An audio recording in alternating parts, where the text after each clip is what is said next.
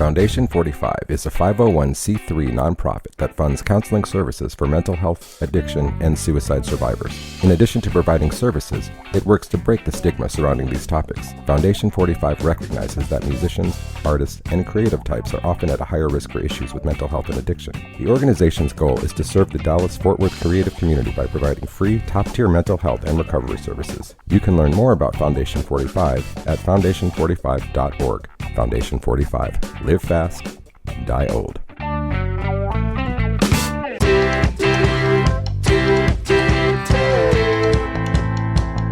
I'm Andrew Sherman. I'm a Texas transplant who has always been in pursuit of art as a career. I've played in bands, pursued an acting career in Hollywood, but I found it behind the lens of a camera here in Dallas, Texas. I was born in New York, I've lived in Chicago, Los Angeles, Austin, but I love Dallas. There's a magical artistic scene in Dallas that mostly goes unnoticed to the outside world. This podcast is focused on what makes it so special and the people who make it thrive artistically. If you don't live here, and even if you do, you might not have heard of them. This is the Dallas Famous Podcast. So who you gonna be? Who you gonna be when you're all grown up? Who you gonna be? Who you gonna be when you're all for us?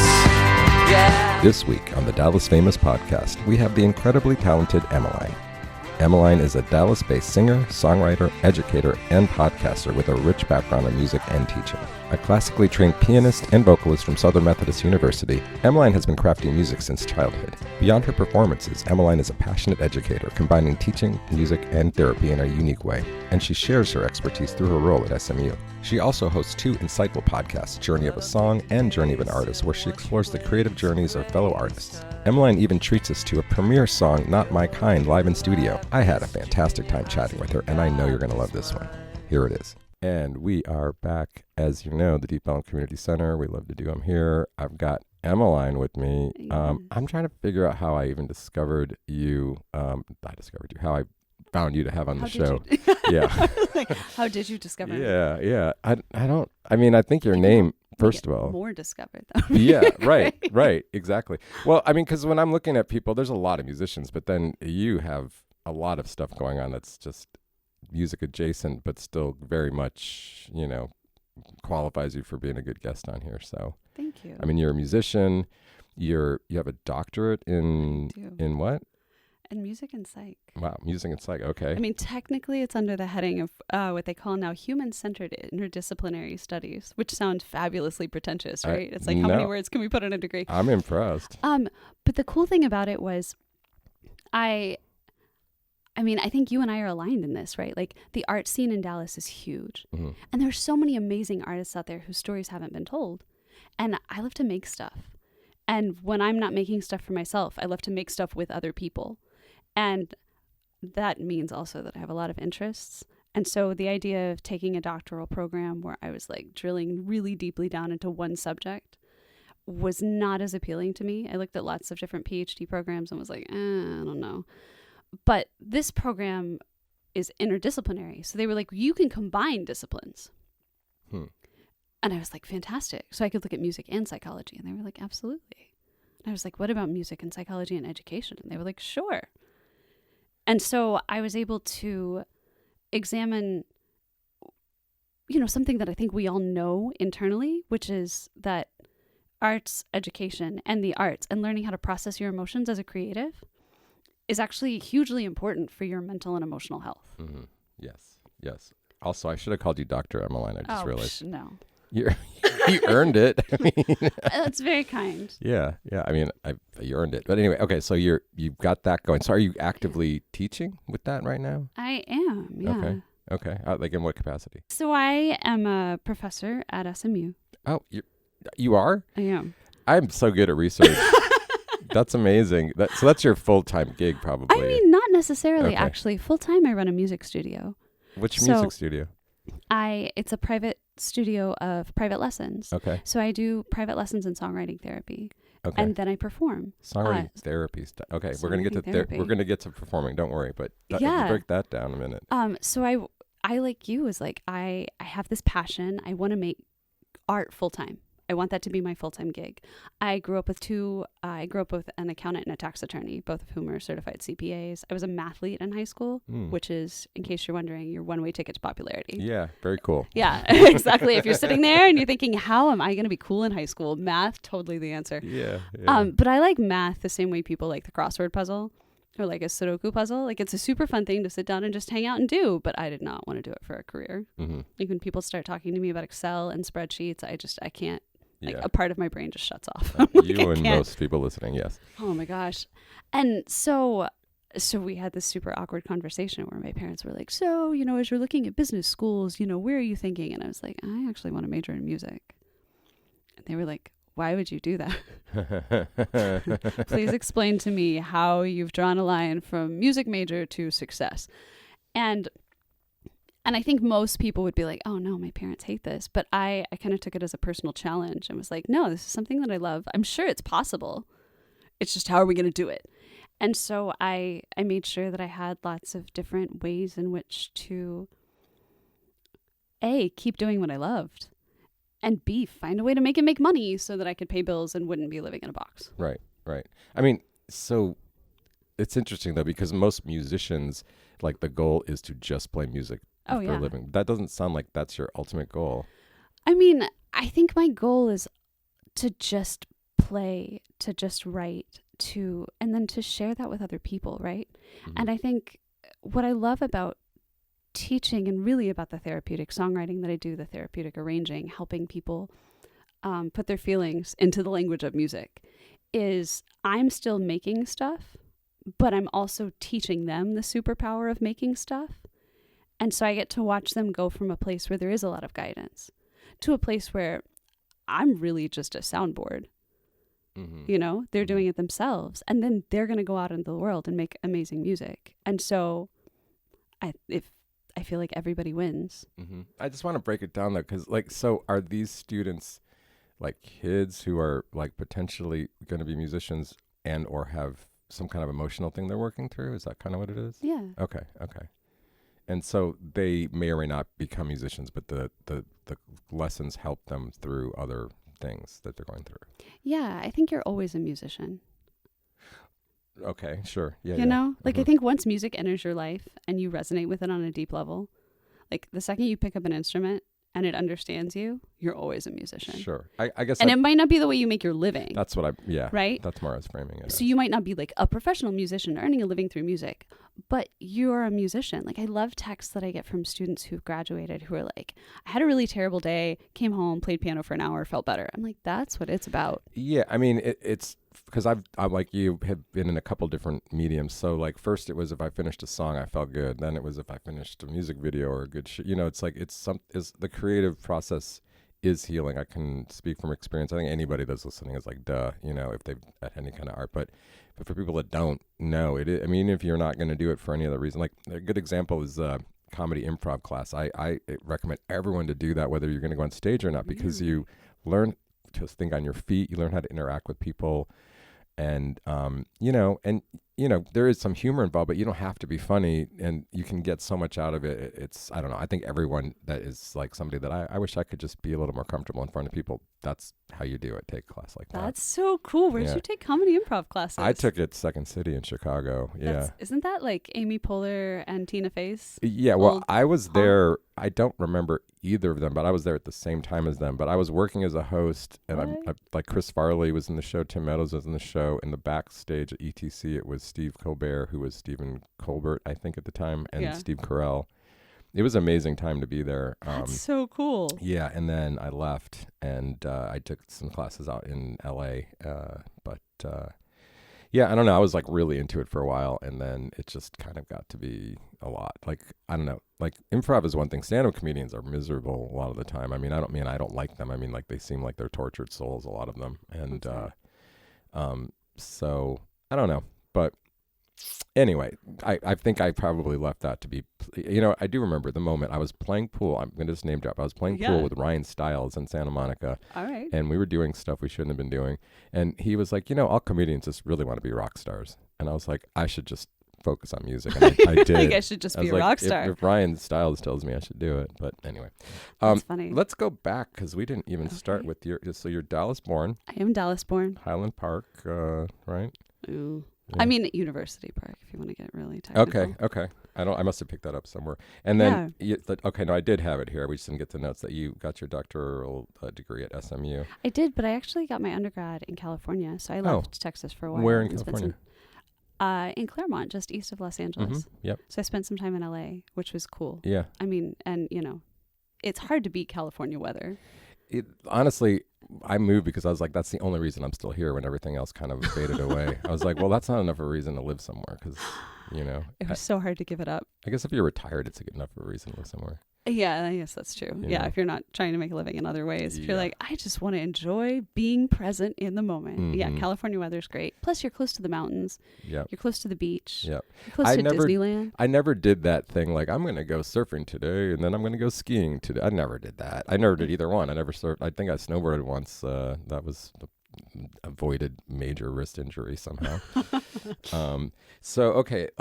Music enters your life at a young age. You were memorizing Whitney Houston songs, I read. Is that right? Yeah, I was giving my parents concerts in the kitchen. My mom has all of these really great photos that she loves to break out for people where I'm like in a nightgown, standing on a chair, because I was a small kid. Uh-huh. And you need a stage. Sure. And when they ignored me when I was standing on the linoleum, I was like, no. We're going to do this again. So I would stand on a chair. They bought me like a tiny karaoke set and I would set it up and have it on the kitchen table, and I'd be standing on my chair and they'd be like, okay, it's time for dinner now. But my mom was like, you knew all of the words at like 2 and 3. And so. Okay. And so then obviously that's if the bug had bit you at that point. What, like you're getting older, what was the next step in your music career?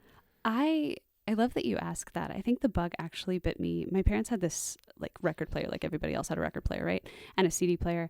And there was this stereo that I was not allowed to touch. But I knew music came out of it. And so as a kid, I was super stoked about this box, and I would like toddle in, and I turned it on by myself once, and I turned it up too loudly because I was so excited about it, and then I couldn't figure out how to turn it back down. My mom said she found me just like on the floor crying while this like super loud music is playing, and I was like, I just wanted to listen, but it's too loud. But I think that's it, right? Like I've always wanted to be close to it. There's something mystical and magical, no matter how much you study music, that is like just beyond our reach of understanding, but something that we feel in our bones. Mm-hmm. And I love that about it. And so they put me in piano lessons when I was 3.5. They were like, technically we don't allow them until 4. And my mom was like, you don't understand. This kid needs to learn how to play something that isn't just banging on the piano. Like you need to teach her how to play something that's going to sound good so the rest of us can survive in this house. Oh, that's funny. And I started playing that, and they bought me a guitar when I was in like late middle school or high school. I was in the band. Again, when we take it to popularity. What did you play in band? Flute. Oh, okay. What were you in band? Yeah. Oh, yeah. What'd you play? Saxophone. Ooh, I really wanted to play the saxophone, but I was also in ballet, and we had ballet class at the same time as jazz band. Well, we didn't have jazz band. I mean, I was in Indiana. I wasn't that cool, but I always wanted to be the trumpet player because they always had the melody. Oh yeah. And so my best friend is a trumpet professor. Oh, there you go. And horse wrangler. So I'm like, I know a lot of multi-passionate people, right? Yeah. But I think that that's one of the things that I always seek to dispel. And part of the reason I love what you do, and the reason that you bring people on to talk about this, is there's nobody in the arts in Dallas, I think, who's super specialized. Mm-hmm. And only super specialized. That's a good point. I mean, right? Some people that musicians have had success, but even Rhett Miller, like he just took a job teaching at a college somewhere, writing, and I mean, yeah, like it's true. It's like everybody. I mean, for me, part of it was just that I had a lot of time on my hands, and I wanted to, I do stuff for the Observer, but there's only so many stories, and writing is a lot trickier to me than just sitting down and talking to somebody. Really? We should team up. I'll write your articles if you take pictures. I mean, sure. Let's do it. We can do that for sure. Yeah, in fact, I probably shouldn't talk about this, but I was going to shoot Morgan Wallen just because he's big and I wanted to shoot it, and then they don't let anyone shoot. And so I was like, I think I'll pass on writing the review too, because I don't think I have anything nice to say. That's a really good thing to learn, though, Yeah. is if you don't have anything nice to say, sometimes it's better to just remove yourself from the narrative. Oh, I mean, I've said this before. My job is not to give you my opinion. My job is to let a person know what the show was like. And, yeah. And there's enough trouble getting people to shows. So, like, I'm not trying to say, they suck, don't go see them. So, I mean, I try to be neutral / positive. But, you know, I will also say there's shows that I hated that you would not know that based on the recaps. So, Interesting. Because I'm never going to like certain genres, or I wouldn't say genres. Well, okay, there's one genre, metal, but I don't cover that. But I don't know. It's just not, other people can break stuff down. I'm not really there for that. So Yeah. I think what I love about a live show is that you really get to see who the artist is. I would say yes and no. If it's a huge artist, I feel like they're so calculated. It's so rehearsed, which I guess, you know, like Taylor Swift has to be rehearsed because every moment is like a cue. But what do you mean? What's your point with that? But yeah, no, when I think about the live shows, especially live shows around here, right? I think that, so I worked in radio for a long time before I worked at Deep Ellum Radio. Doing what? Writing, actually. Oh, okay. And voicing. Initially, this is actually probably a pretty good story to tell. I grew up, right, in kind of an unconventional way. I grew up with these very buttoned up, very successful, very thoughtful, very contemplative people. And I was this like wild artist child. And I think still sometimes they're like, where did she come from though? Like, how did this happen to us? But they're very supportive now, which I appreciate. But I'm familiar with the experience of being in a place where you don't necessarily belong and trying to find a sense of belonging. Mm-hmm. And if you really want to be there, like you'll do everything you can to be there. Right. And so I made a promise to myself, because there had been this challenge issued to me of careful, you might live in a box if you major in the arts, where I was like, every summer I'm going to get a job in the entertainment industry. And my parents were like, okay, good luck. And I, through a friend, got the number of somebody who worked at ABC Radio, and I called them every day for like 6 weeks because radio's busy and they didn't have time for some random college student. Yeah. They were like, apply for the internship program on the website. Good night. Yeah. But she finally picked up the phone and was like, you're the most persistent person I have ever met in my life. I don't have a job for you, but ESPN Radio does. Do you want a job at ESPN Radio? And I was like, absolutely. Wow. So I sat on the floor. They didn't have an office for me. I sat on the floor. And you didn't know anything about sports at this point? Oh, no, I knew about sports. Okay. I grew up with a brother. I read a bunch of Matt Christopher books growing up because he read a bunch of Matt Christopher books, and, you know, parents only buy so many books. And I grew up in Dallas in the height of Cowboys. Right. When we were good. Oh, careful. That's the one thing that could get us canceled is cowboy talk. No, but it was so exciting to watch them then. Yeah. Oh, yeah. I mean, I was watching, not here, but I was watching them too. Yeah. I mean, I feel like everybody, when Jimmy Johnson made that trade and we got, you know, those 5 incredible players and the team just exploded, I feel like everyone was watching the Cowboys. Yeah. It was America's team for sure at that point. Yeah. And you wanted, like, they were kind of underdog-esque. You wanted them to win, and they did. Mm-hmm. So that was really exciting. So yeah, I knew a lot about football because, you know, everybody knew a lot about football in Dallas at that point. Right. And so yeah, I learned though. I was willing to learn anything. I sat on the floor of the sales manager's office and filed broadcast contracts and did whatever they wanted to. I laminated sheets, I got coffee. And then I took a job as a promotions assistant. And when I graduated from college, they were like, do you want a full-time job? And I was like, yeah, does anybody not? And they had a job open at their network, writing and voicing commercials. And I was a double major in music and English. And so putting together commercials, like, you know, helping with a music bed, thinking about sound effects, that sounds using like my fun. Creative side. It was amazing. Yeah. It was like the best job with the best people. My boss was amazing. The producers who would put the commercials together were phenomenal human beings. It was so cool to work in a team of writers. I actually got to write an original series for radio, which was amazing. Wow. It was super cool. And it was about a little girl who wanted to be a musician. So had a little inside knowledge, you might say. And it was really cool to see kids get excited about this girl's dream and to talk about their own dreams on the little message boards on the website. That was really fun. So I spent some time in radio, but we used to have these people come by the station and play their singles. And that was I loved everything about this job. My absolute favorite part of the job, other than making things, was getting to see these people stand in the lobby of our building with their guitar or their guitarist, depending on what their situation was, and just play their songs and talk to us. No microphone, no amplification. They just stood in the atrium of the building. Because they're trying to get played, or? Yeah. Okay. As part of their radio tour, they would do an interview in studio. They would come out and then they'd be like, hey, they're going to perform in the building. And they would, sign stuff, take pictures. And it was just so cool to see when all that stuff is stripped away, who they are. And I feel like a lot of shows in Dallas are the same way because at my artist level, at the artist level where a lot of the singer-songwriters are, you don't have a production team who tours with you. You don't have a choreographer and costumes. Somebody was even carrying your amp to the stage. That would be lovely, right? Right? Yeah. I tell everyone all the time, the part of the job I get paid for is loading in. Yeah, for real.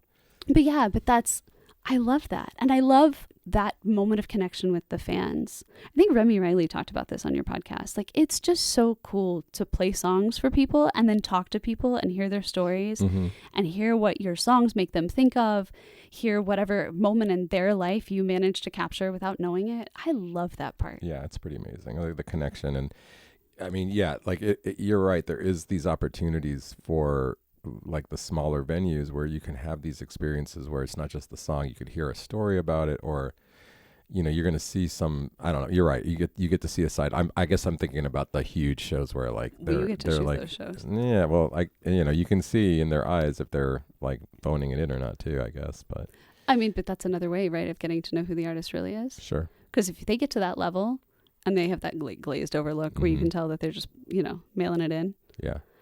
Oh, first of all, that breaks my heart because there's so many people who want to be there. Oh yeah, I should take it back. I mean, if I'm thinking back, there's hardly anyone that seems like they're not getting that. Even if I'm not feeling it, I can't show that, But I think they really are. I guess I don't know. I'm getting stuck a little bit in that corporate side of it and the contracts and I'm not allowed to use these photos and Foo Fighters owns photos I took that they don't even want to look at, kind of thing, things like that. But okay, that's enough about me. Sometimes corporatizing something can kill the joy. Sometimes. I don't think the conversation's on the other side of that. So you're mostly playing gigs solo. Does it depend on are there certain I've got a big venue, I'm going to put more people together? Is that kind of how it goes, or? Yeah, I think so. I think I try to tailor whatever I bring to the needs of the venue or the needs of the gig. But also, the other thing that I love doing, if that is a concern, if you need more people on a stage, is I love bringing in other songwriters and having a song swap. I think, Sarah Johnson does this with Girls of DFW. My show Journey of a Song goes live with singer-songwriters every third Thursday at Opening Bell. We got to talk about that. We can talk about all of it. Yeah, we can talk about whatever you want to talk about. There's so much to talk about. This is I'm notorious for not going in a straight line. This is really zigging zagging. That's okay. Okay, we're gonna come back to your music because we haven't even mentioned that you do. I mean, play. You play, but we do the podcast. You do two podcasts, or one's a show and one's a podcast. Two podcasts. Okay. And then one show. Which, in hindsight, why did I agree to do that? I mean, that's so many that's things. a lot. I've thought about doing a second podcast, and I'm like, I don't have time for it. You're more consistent than I am. Oh, yours isn't on a regular. We're on a regular basis, but there are weeks where we have to take breaks. Yeah. Well, last 2 seasons I took breaks because I would just not get ahead of the guests. So I'm trying to, you're going to be airing 3 weeks from the time we're talking or something.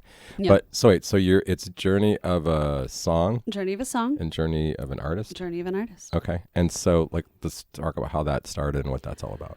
Whew, that's a great question. So really, I teach, but most of what I do is write and perform. And I, like everyone, was playing in COVID. Before COVID, I had all these gigs.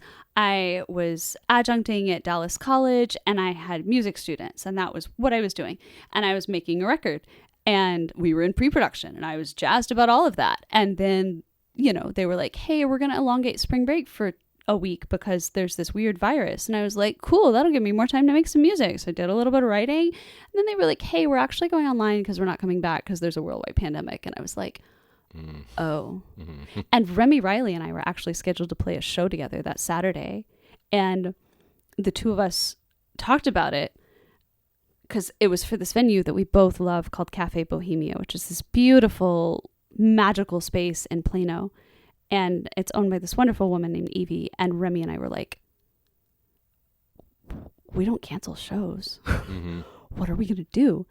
We weren't going to bring everybody in if we were going to infect people. But we moved it online. And the two of us did it this was before everybody had figured out how to do this. So we had probably an hour of the two of us trying to figure out our technical stuff. Where we were like, can you see me? Can you see me? Why am I sideways? Are you sideways? Do you hear me? I can't hear your guitar.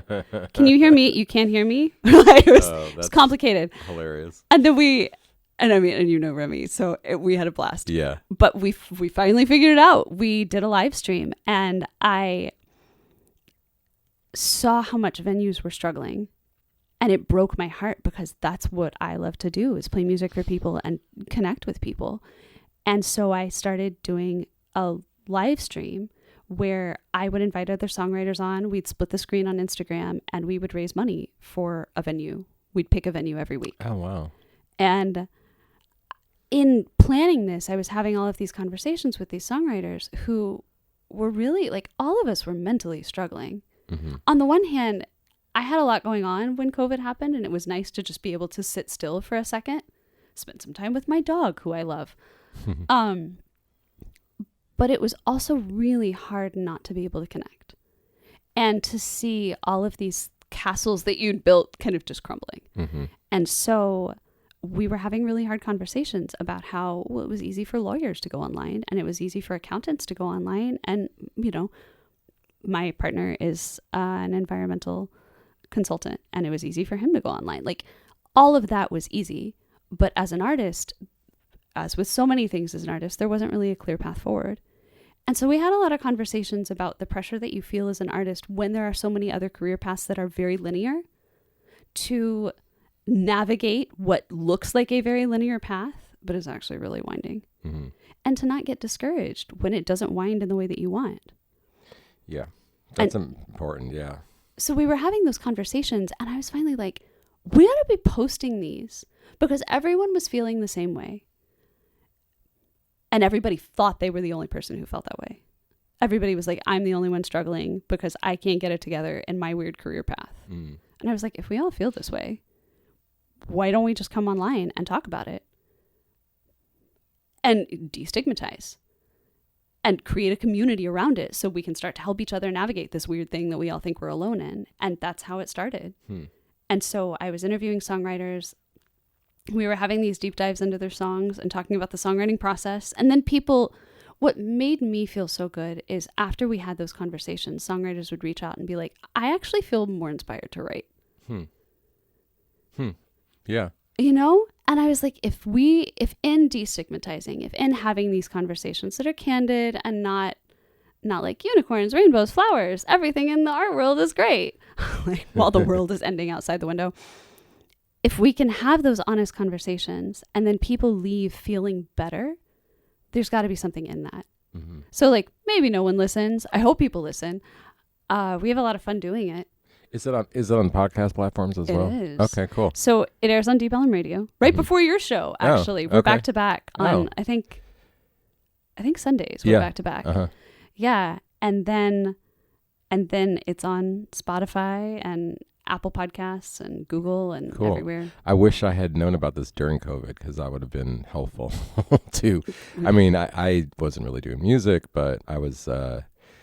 Not shooting any live shows. And luckily I got to shoot a bunch of live streams. So I would get every now and again. And I remember the first time I went to a live stream at Artco, I was like, I'm one of the only people on the planet who's hearing live music right now. It was a weird feeling. Yeah, that's actually how I got connected with Dallas Music Network, which is the other thing I do, is they were doing live streams in masks, super separated. Mm-hmm. And they had an opening one night, and Beverly Perry who was the executive director at the time, had found me. They had started in COVID for that reason. And Beverly found me on Twitter because I was doing the live streams, and she was like, would you want to come on our show and just perform there? And I was like, you mean like in front of live people? Like, where do I sign up? Yes. I was like, I have 3 songwriters I would have to bring with me because we were going to put a whole show together on Instagram. But if you want to film us and we can be there in person together, yeah. Mm-hmm. So yes, masked. We had our temperature taken. There was hand sanitizer everywhere because that was the age we were living in. There were Clorox wipes. People were still wiping down their groceries. Like, and that's where we played. And wasn't it cool? Yeah. To like, after the separation, to be in a space where you like heard an instrument live. Unbelievable. Really. Yeah. Yeah. I mean, there was a lot of like things. I remember the first meal I ordered after like weeks of making my own food. It was just like, so like, just, that was such a weird time. I'm so glad we're past that. I hope I don't have to go back to that bullshit. Preach. I realized that you're going to play a song. I mean, I can. Oh, no, you're going to play a song. I would love to play a song. I will gladly play you a song. Yeah. Anytime, anywhere. Yeah. We're going to pretend you're playing it right now. Okay. And then I will, do you know what you're going to play? We can talk about it before we hear it. Sure. We can play. Do you want something new or do you want something people can find? Yeah, something new. Okay. Yeah, I'll play you one. Okay. Do you know which one? Sure. I can play you one that was written in COVID. Okay. Yeah, that I've started playing that we're in the process of recording right now. And it's called? Not My Kind.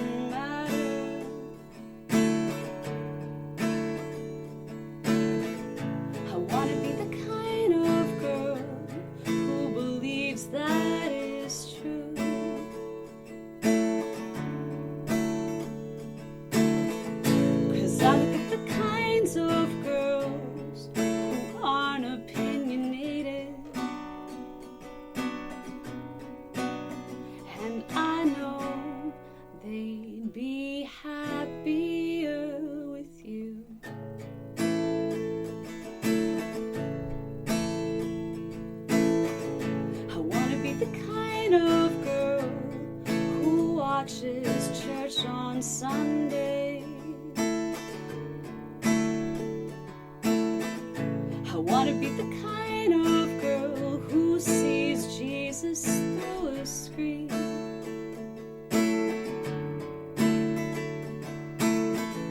Instead, I am the kind of girl who kneels in empty parking lots at midnight. 'Cause I feel God. I feel God in everything. And maybe I could be fearless if somehow could learn to care.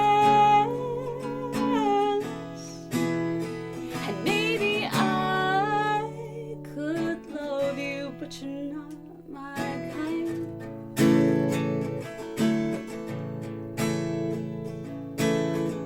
I want to be the kind of girl who loves when you are quiet.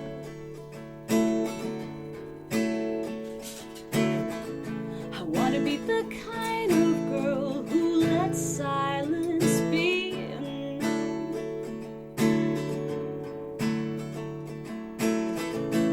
I look at the kinds of girls who are satisfied with silence,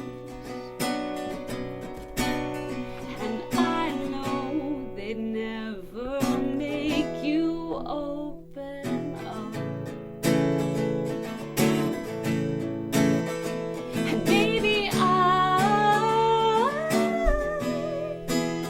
could be fearless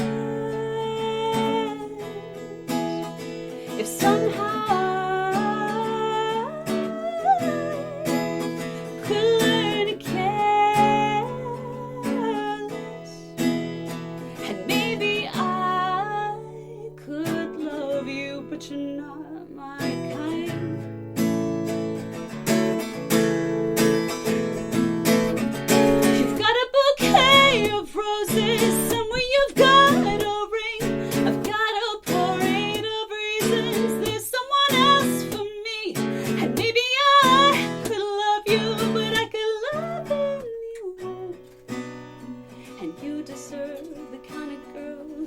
looks at you and sees the sun. So maybe I could be fearless if somehow I could learn to care less, and maybe I could love you. You know that I wanna love you. Maybe I could be fearless if somehow I could learn to care less, and maybe I could love you, but you're not my kind.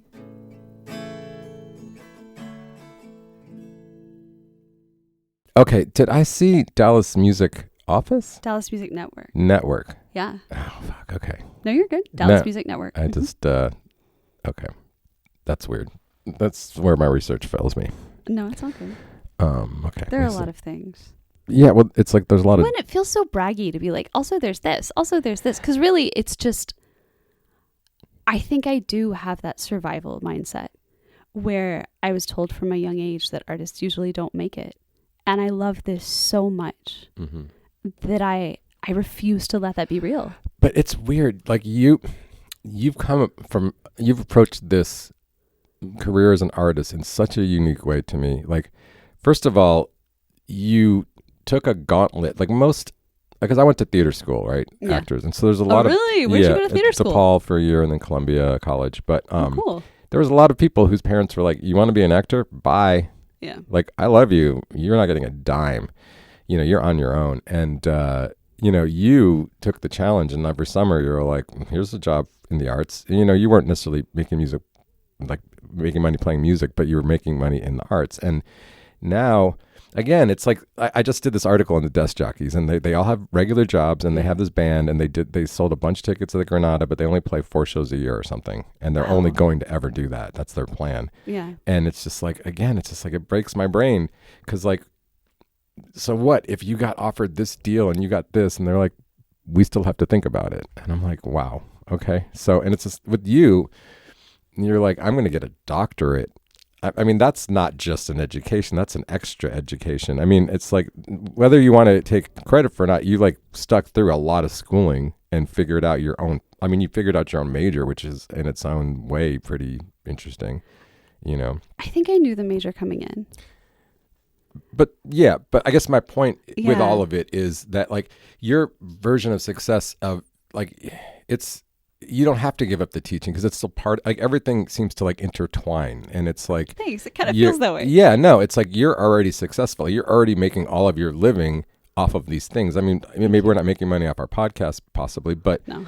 But yeah, I mean, I was like, if you are, let's talk. No, we're not. No, we're working on it. We got to talk about it. I mean, like I've I said, actually been thinking about that. Like, Sarah Johnson is such an inspired businesswoman. I wanted to sit her down and be like, tell me about your sponsorship program. Yeah, like, she's pretty good. But she reached out, and I was like, no. Yeah, why wouldn't I? Yeah, sure, let's do that, you know. Yeah. Here I'm looking for sponsors, and I go and sponsor something. Maybe that's how you're supposed to do it. I don't know. We'll have to. I was like, we'll have to. I do have research skills. That's the one thing I gained in a doctorate. Yeah. How to research stuff. I would say so. Okay, well, I mean, what did we miss? Like, what else are you doing that we didn't speak a lot about your new, like, upcoming recording that you're working on? Can we talk about the record? Yeah. And yeah, let's talk about the live shows. I'm so excited. So I guess we did get a sponsor. So Dallas Songwriters Association agreed to sponsor Journey of a Song live. So they come in and they film it. Okay. Wow. And they broadcast it, which is amazing. Now, this is a live show, or it's a live show. Okay. And you did it at you said Opening Bell Coffee. Okay, cool. Pascal was kind enough to host it. I was like, I have this crazy idea, and she was like, I'm down. Okay. Come on. I think that's the other thing that I love about the Dallas artist community is I mean, we'll be real. Highland Park High School was cutthroat when I was there. And I went to a college that was so small and everybody's goals were so different that there was really no need to compete. And it changed my life. I was so grateful to find a community of people who just wanted to lift each other up. Mm. Because they were like, no, if one of us succeeds, the reputation of the college succeeds, the value of everyone's degree goes up. And I was like, this is exactly what the whole world should be. We as artists should always be lifting each other up because it's true. Like when one of us succeeds, we all succeed. Right. And I think that, you were talking about all the different things. I think that's the mindset that has dictated the whole rest of my career is how, if I get somewhere, how do I bring other people there? How do we build a community there? And then how do we figure out to get to the next level together? Mm-hmm. And that's the impetus for all of it. That's why when Dallas Music Network was like, hey, our host isn't going to show up. Do you want to host? I was like, yeah. And I remember somebody coming into, we had dressing rooms because we had to be isolated before we got on stage. So I remember somebody coming to my dressing room, knocking on the door. We're both in masks. And she was like, you asked really good questions. It's like you're genuinely interested in the artist. And I was like, no, I really am genuinely. As opposed to who and what? I don't know. But I am genuinely interested in all of that. And I think the last record I put out was called Rise. And Rise was born from this place of a relationship that I thought was going to be the relationship that just folded. And it was like one of the first times in my life that I had made really big plans and let myself believe in those plans. And it just crumbled in front of me. And it took me probably 6 months before I could write anything about it. And then once I did write about it, what I wrote about was not finding a new relationship or finding a new thing that defined you. It was about filling this vacancy with who I was, figuring out what I was supposed to be doing in the world, like separate and apart from anybody to whom I was beholden or to whom I had an obligation. And I thought naively, as one often does when they're young, I thought, oh, I figured it out. I figured out this adversity thing. And now I'm done. I have risen. And then the world ended. And I think, and I talked to all of these artists and I, dedicated an entire doctorate to figuring out how people use art to survive and proving that the way I use it to survive, the way I use music to make sense of things that don't make sense to me isn't unique. And it's not. Like, that's the other thing. I heard Grace Pettis say once that as songwriters, we all feel like we've discovered fire when we feel something. We're like, nobody has ever felt this way. I have to tell everyone about it. And I think there's some degree of truth in that. But I also think there's a lot of comfort in knowing that people have been doing this for eons and that's why it works. Like we've been surviving through the art we make for eons. And that's how we lift each other up, is to say, hey, this human experience, you're right, it is messy. It is complicated. Sometimes it sucks. But we're in it together. And I've been in that sucky place and I got through it. And there's probably another sucky place, but I'm going to get through it again. And I'm going to get through it with a lot of art, some of which will be good, hopefully. Some of them maybe not so much. And then there are going to be other people making stuff. And we're all going to be messy and human and complicated, making things together. And that's the point. Not that we all are massively successful, though I hope we are. Not that we all have figured out adversity and we've conquered it and we have nowhere else to go. But that we're taking steps together, slowly but surely, trying to figure it out and hopefully becoming better people in the process.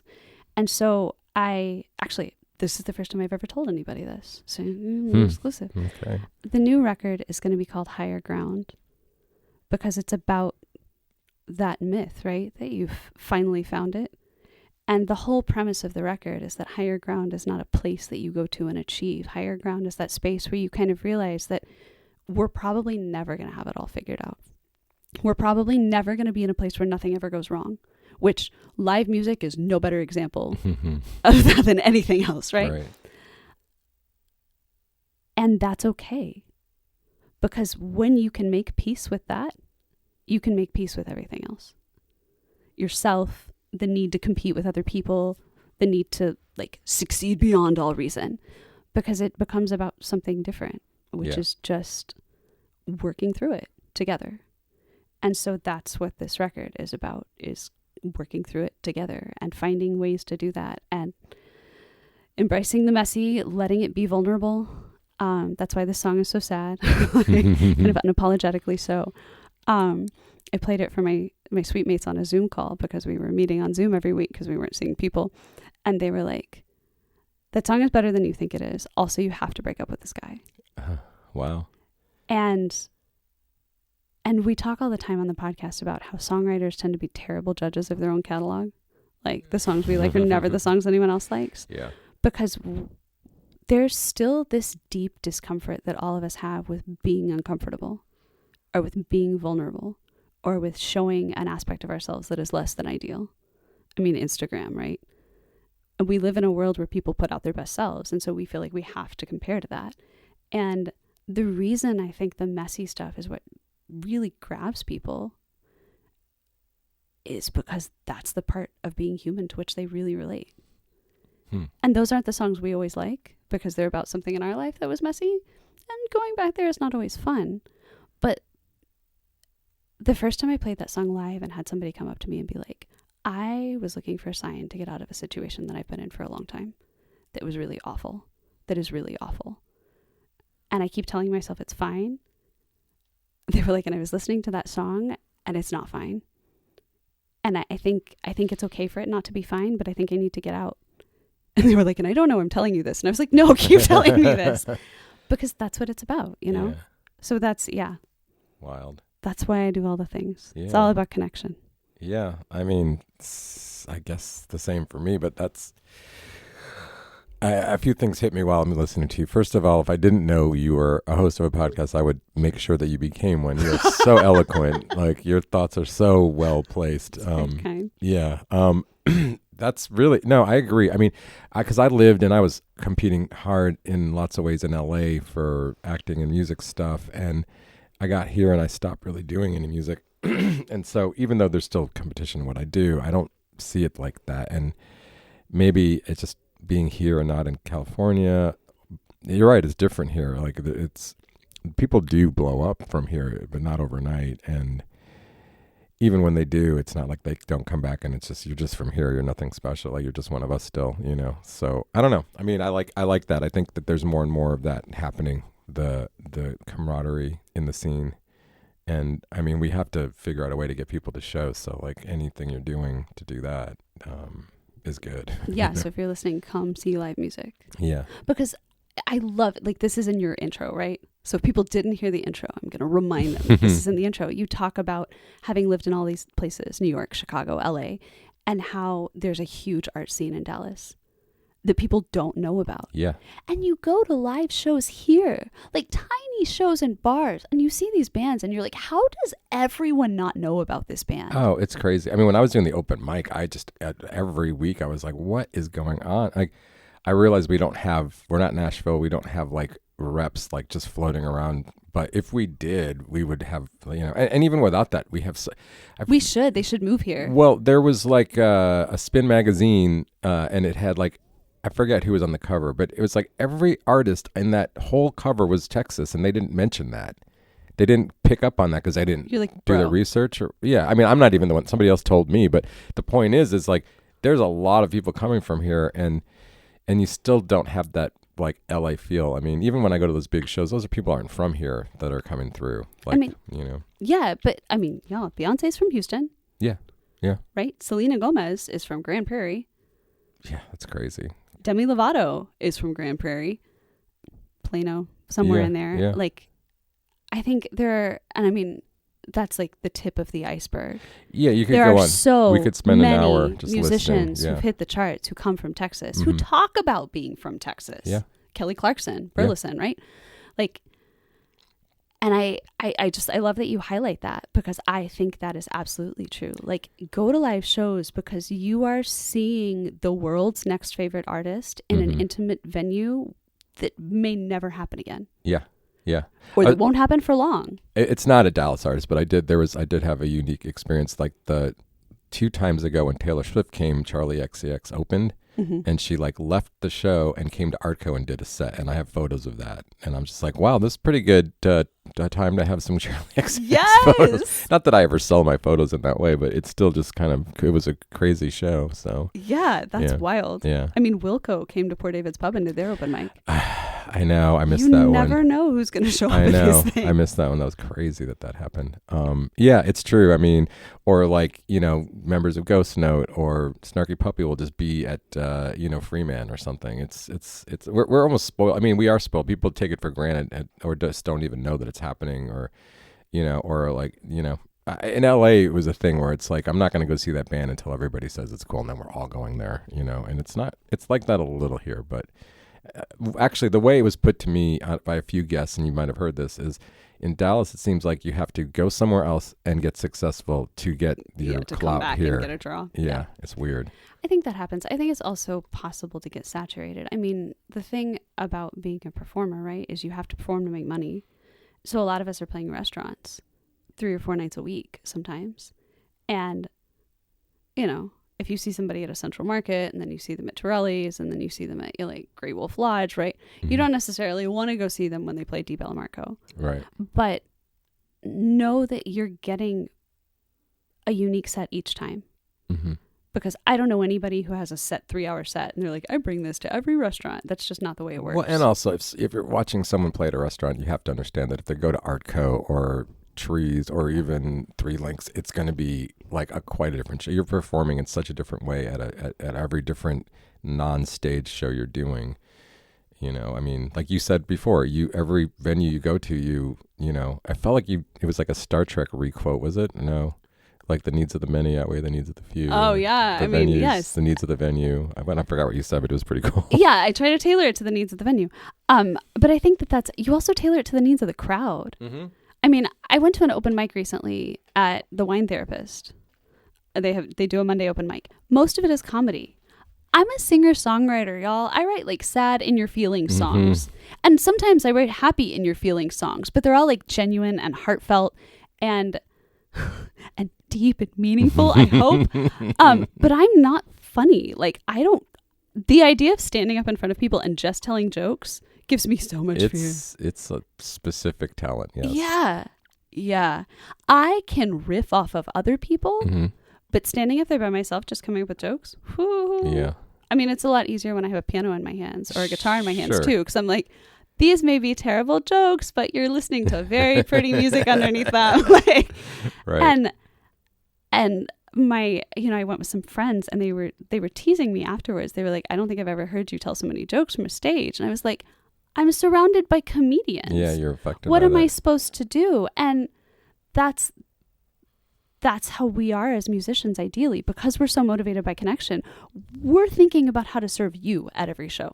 Mm-hmm. Like if you're in the audience, it's not about us to us. It's about you. What do you need to hear? What do you want? Mm-hmm. What songs are making you look harder at us? When do we feel like we're reading your soul? Because we're going to play more of that. Just because that's the vibe of a live show. But that's something like a Taylor Swift can't do because she's playing to hundreds of thousands of people. Sure. She's not looking into anybody's soul. She's lucky if she can see one of them. Uh-huh. You might feel from her lyrics like she's looking into your soul. But she's, I think the reason she still plays acoustic gigs sometimes is because she needs that as much as the rest of us. Yeah, I would think so. Yeah. So come to a show because you're going to get a unique experience every time. Mm-hmm. And if you love an artist, stream the heck out of their music. Yeah, absolutely. Is there anything else we're getting at the end here? Thank you for what you do. Oh, I love that you have this. No, I do. I love that you have this podcast. I'm excited that you're going to come on mine. I'm going to put it on this so that people know that it's going to happen. Oh, cool. Please and I'm going to force you to come on and talk about you're not going to, all of your stuff. I love talking. That's half the reason I have a podcast. Yes. But, it's very kind of you to say that. I mean, for me, it's just a mission to, I just had Ron Dyer, Dallas Drum Jam, and I don't think anyone's ever interviewed him before. And he's a treasure. Seriously? His story is crazy good and important, and he's touched so many people in this community. And so that's what I'm doing this for, basically. Doesn't it make you feel good too when someone's like, "This is my first interview"? Well, I mean, he didn't say that, but I could just tell by, he was just like, nobody ever asked me this stuff. And I'm like, keep going. Like, what else you got? And then, like, he was great because he just kept throwing out stuff that I didn't find on the internet, because there's nothing on the internet on this guy, because he just did it. He didn't post about it. He just lived it, But enough about him. You are lovely. You're intelligent. This is fantastic. Thanks so much for having me. Yeah, this has been a course. blast. I'm so honored. I've been listening for a long time. So when you reached out, I was like, oh my God, yes. That's great. Well, I mean, you are Dallas famous. You've done the routine, and you have, I mean, we'll have links to be looking for the new music and for shows and your podcast, all the stuff. Thank you. Yeah. I'm so excited. I'm so honored to be here, and I'm so glad you do what you do. And I hope the people that are listening keep listening and come to shows and keep connecting with us, because that's why we're all here. Yep, absolutely. Well said. I'd like to thank my guest, Emmeline. You can check her out. The links, she's got the podcasts, Journey of an Artist, Journey of a Song, also on Deep Ellum Radio and all the podcast platforms. Thank you again to the Deep Ellum Community Center for letting us record there. Theme song, Unstoppable by Salim Nuralla. Thank you for listening. Please like, subscribe, follow, all the good stuff, and share it with your friends. We'll see you next time.